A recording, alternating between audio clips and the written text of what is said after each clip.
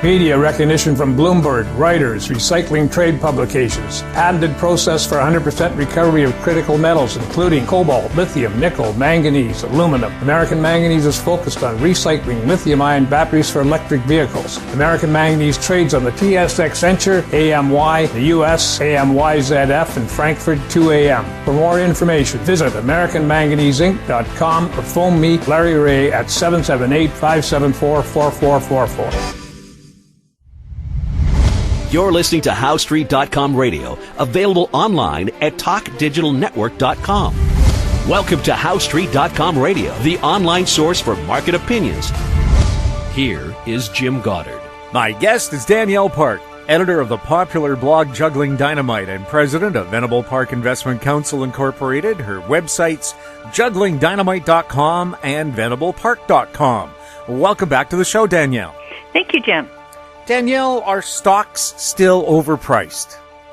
Yes, still by a lot, which is, we've definitely, I like to say that 2022 is making some good progress. We've had certainly a negative first 8 months of the year in terms of price, but the first part of the downturn, say, was driven by this rapid increase in the overnight lending rates and the impact that the tightening monetary conditions are having in terms of reducing demand and reducing profitability for corporations. But the second part has to be a repricing of the earnings expectations, and that hasn't even happened yet. If you look at, we had this period of record corporate earnings, thanks to a whole bunch of government support and consumption during the pandemic, which, as we know, was off the charts, and extraordinarily low interest rates. So we had this really, fairy tale time for corporations, especially the large corporations who had access to capital markets and were able to raise money really dirt cheap at really low rates. So those are the reported corporate earnings that impact things like the S&P 500 and the TSX. So they had a very anomalous boost. And what's happened is analysts, typical behavior is they take out a ruler and they say, oh, great, from here we're going to see an increase next year and next year and next year, without any revelation of the fact that earnings are the most mean reverting series in finance, and that, in other words, profit margins are cyclical. They expand during boom times and then they contract during times of economic challenge, and especially when central banks, again, have hiked rates as much as they have. We've had this massive tightening. Not only that, but on the fiscal side, of course, we had governments pumping all kinds of money during the pandemic and now dealing with fiscal deficits that have shrunk a lot. Thank goodness, because you can't have deficit growth at that pace indefinitely. But anyway, no one really wanted to account for the reduction in corporate earnings that is inevitable in the contractionary phase of the economic cycle. So that hasn't been priced in at all yet. And I always like to talk to people about the E in the PE. Everyone talks about the price to earning multiple, and you says, well, it was 35 and now it's down to 27. But the thing is, they don't realize that the E has not yet, the forward-looking E, the earnings number. Typically, in a recessionary bear market, the E in the equation comes down 30 to 40%. And right now, as I say, the expectations are for an increasing E looking forward. So at some point here, we're going to have that next phase of this bear market, which is repricing the E. And at that point, again, if E drops 30 or 40%, you realize that your multiple that you've paid for a stock is not 30, which was already twice the long-term mean, but you've probably paid 40 or 50 times the actual earnings that are going to come in the next phase of the business cycle. And so that's when people then, start to downgrade their expectations, look to sell, look to liquidate, realize they've overpaid. Kind of like the housing market, Jim. The same thing in the panic during the pandemic when everyone was, throwing away all of the normal cautionary aspects like property inspections. A lot of property inspectors literally went out of business during that period because, if you recall, no one was allowed to actually take the time to check to see what the status of the property they were buying. They were in such a panic to just get things bought up. So no one is doing the the multiples of things like rents and what you can expect to charge given the price you're paying, that math kind of all gets thrown out during those frenzied periods, and that's what's happened, in all sorts of asset markets during the last couple of years. So now the repricing phase begins, and people start doing the math and realize that they've really overpaid. And then the liquidity crunch, of course, is spreading now. So that's really a function of this incredible spike in the borrowing rates that we've seen. There's still an expectation that central banks, they've already had a tenfold increase in the base rates in the banking system in North America from March until August, and there's now an expectation of further hikes in September and November into December. And so just in that period alone, it's going to be a very sobering further impact in terms of reducing consumption and earnings. Do interest rates need to keep climbing to get inflation under control, or is the cure for high prices high prices? Well, this is the thing. So the problem with the hiking or changing of the monetary policy, the conditions in the country, is that they do work through the economy, but at a multi-quarter lag. So basically, the tenfold increase we saw in base rates in the banking system between March and July are only just starting to be felt within the economy. And so the really difficult part of when central banks are looking at things like inflation and saying, as Jerome Powell did at the Jackson Hole meeting in August last week, he said, yes, we're hiking rates and we're going to hurt people and we're going to break things in the economy and we're going to see a downturn and we're going to have, asset prices come off significantly. But we have to do all that because we've got really high inflation, and if we don't kill inflation, it's going to kill us, basically. The issue there is inflation is the most lagging of indicators, as I say. So you've got this monetary policy that works with a lag. So they've hiked rates all this so rapidly. They haven't yet seen, they've just basically seen the beginning of the slowing and the impact in the banking system, in consumption of the hikes they've done to date. And now they're planning to continue through 2023 is the current rhetoric, that they want to see an overnight bank rate at 4%, starting from 0.25 in March of 2022. They want to see by the end of 23 a 4% rate, which is, we haven't seen rates like that in many, many years. And at the same time, of course, the debt levels are so much higher throughout the economy in the corporate and household levels. And so, while they're looking at this lagging indicator for indication that they have killed the inflationary impulse and they want to try and get it back down to their prescribed target, which they say is 2%, and of course recent readings were more like 8.5. But by the time they've, hiked, if they continue to wait until they see that inflation number come down, by then we're going to be in a very deep recession. And recessions do always kill the inflationary impulse because they collapse demand, and we're starting to see that, right? We're seeing that in the housing market for sure. We're seeing that even in things like fossil fuels, where the West Texas Intermediary crude is off 30% from the peak.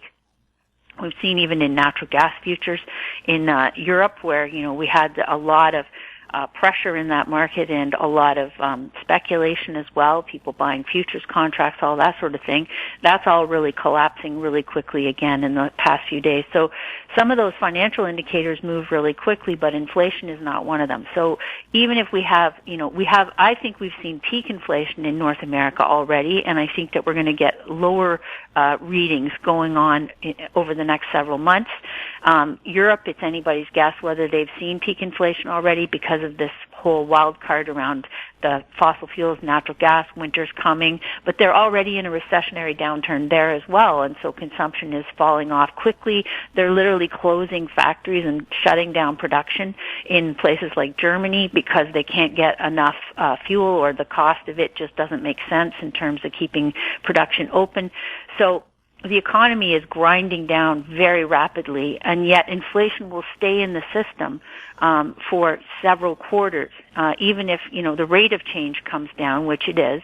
The numbers that they're looking for in terms of having this sequential 2% quarter over quarter is not going to happen for many months. So in the meantime, they're continuing to hike rates, which are going to stay in the system as a lethargic force, as a slowing force for many months after they make the hikes.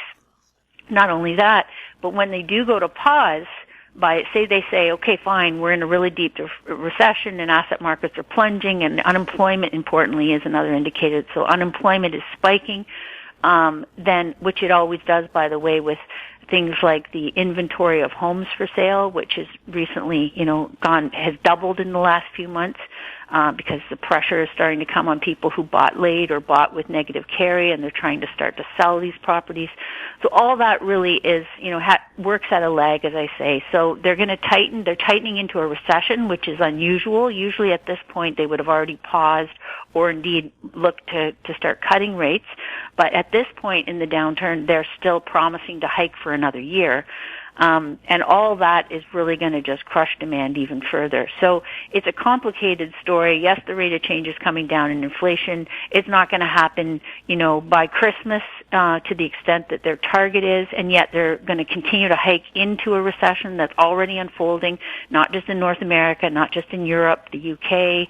China's got the worst growth numbers it's ever seen in 20 years. And ultimately, the same lag will happen when they go to cut rates, Jim, which is a very important thing. So I personally think the Bank of Canada is not likely to hike rates much further than the September meeting, potentially, because we're having such a massive shift already in things like the housing market. And we've talked so many times about how over-levered Canada is to housing this cycle and how precariously we've been dependent on this one cycle, this one sector. So in places around the Greater Toronto Area where we know, the housing market was really bonkers during the pandemic as people were moving out from downtown to these far-stretched places, commuter towns and whatnot. Places like Hamilton, which is one of the, places that's sort of an hour west of Toronto, was one of the big benefactors of the leap in housing prices that happened during the pandemic. Well, housing there, the average sale price is off 35% already from the peak. We're seeing a really abrupt reversal. So that kind of thing will really shake the foundation of the Canadian economy and households, and we're already seeing that, the unemployment picture is starting to shift. So once you get that pickup in joblessness, you're going to see a lot of pain in the Canadian economy. So I think the Bank of Canada may indeed not hike nearly as much as presently priced into the bond market, for example, just because we are even more vulnerable this time than the U.S. is, more like what they were in the 2006-7 downturn when they were so heavily dependent on housing. But make no mistake, there's a big housing bubble in many parts of America today as well, and it's also in a mean reversion phase for the same rates issue. So all those factors, I would be very surprised if they do hike to 4% and they do continue to do it all the way through 2023, just because I think things are breaking right now already. But I do believe him when he says they're terrified of inflation, and in their lifetime or in their careers, they have not had this problem before. They have not seen inflation spike to the extent it did during the pandemic. And so that is a huge political problem, especially coming into the midterm elections in America this fall, and we're having several elections coming up in Canada, and so there's a lot of political pressure to try and get this inflation genie back in the bottle. And the only tool they have is tightening monetary policy. That's the only thing they have. Everything else, is not within their purview. So that's what they're going to do. They're going to hike, and I think that the extent of the carnage will be the only thing that finally makes them blink. And then keeping in mind that even when they pause or cut, we should expect that it won't really filter into the economy, the banking system, improving demand for several months after they make those moves. And that's why the stock market typically doesn't bottom until several months after the Fed's last rate cut. So that's an important thing, I think, for people to keep in mind as we're still hiking so far. The rally we saw from June into August and July and August in the Canadian stock market, my opinion was it was like the third or fourth bear market rally since this, downturn began at the start of the year, and that it was going to be an interim rally, but it would ultimately break to a lower low. And I think that's exactly what is starting to happen right now. We'll have more with Danielle Park right after this. Don't miss out. Stay informed. Receive the Housetreet.com weekly recap with thought-provoking podcasts, radio, and articles delivered to your inbox. Sign up for the Housetreet.com weekly recap on our homepage at Housetreet.com. Welcome back. We're speaking with Danielle Park. Danielle, are people snapping up cars now? The supply chain problem appears to be corrected or coming back online? Well, there was, again, it's part of the frenzy that we saw during the pandemic with free money and low rates, where people were, paying too much for vehicles just because they were desperate, and there was that disruption of chips, as we know, coming out of Asia. There was some supply disruptions that caused shortages. And so, there was a frenzy of trying to buy. And it was also pushed primarily or partially because of this migration out of city centers, right? So people were moving away from public transportation during the pandemic because they felt unsafe in group transit. And they were also moving out further from their city center in this idea of always working, or working from home, so they didn't think they had to commute. Of course, many corporations, including the big banks in Canada, have all said you got to be back in the office at least 3 days a week starting in September. So here we are. So people, are saying, oh, gee, now I do have to commute again. Fuel costs have come off, but they're still very high. So there's an interest now more in trying to use public transportation again because the, big risk of the pandemic has subsided at this point, and the cost of fuel is giving people incentives to try and, move back closer to their work or find new jobs that don't require as much commuting and or, basically downsize their expenses in every way they can, given the stress and the doubling of mortgage rates and all that's happened in such a short period of time. So all that is really now taking away from the demand for vehicles in the same way that it had, increased it during the pandemic. And so we have a lot of extra vehicles which are coming onto the market. Dealers have we're pre-ordering, extra ordering, to try and get supply. Well, that's all sort of arrived now.